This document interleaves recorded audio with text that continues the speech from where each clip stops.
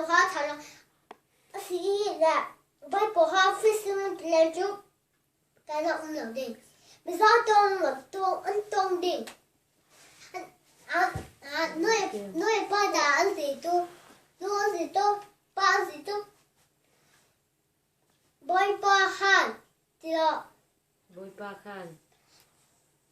ba ha phi sinh thì cho An ba ha fishing thì cho an. Now han Fatiha ba kia na ti sa Nào ka pa kaya nga tir la. ai uha cho na ha cho do na apa hena fetilan feti jan ata ako do na le ti da ta do na lo acha lo ni don nó mình tìm mình don Mình tìm mình đơn rồi. Boy pa ha thay lo mà sẽ pi ha nên là pi ha in thảo này xa li to con nhá lo xem đâu traffic to ate anh biết giờ này hay hiền này chú xa li to thêm tận nào một tụ một chỉ tôi phải là lại thảo tôi ngắn mà sẽ một tụ phải chân là mấy bốn chiều cho nhớ thật chứ luôn mà sẽ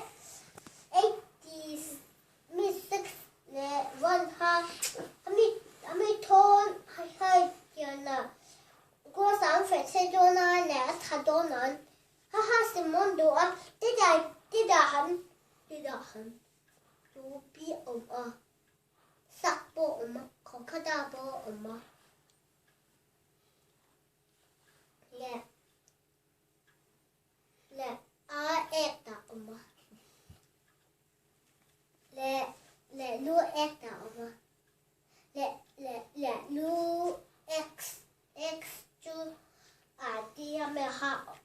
cũng là hắn lu chicken lu lẹ lu lẹ sắc lẹ có ta lẹ lu x mi lu bộ thì hắn Michael Jackson là thằng mà sẽ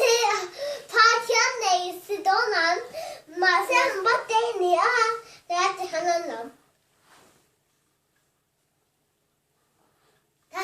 làm mà thật chi đâu luôn tí này lúa chọn lúa hạt chặt đều strong đều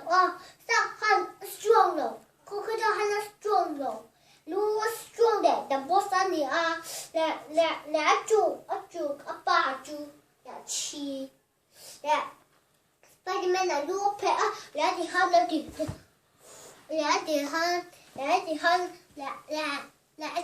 thì là ba ha chi tổ rồi amen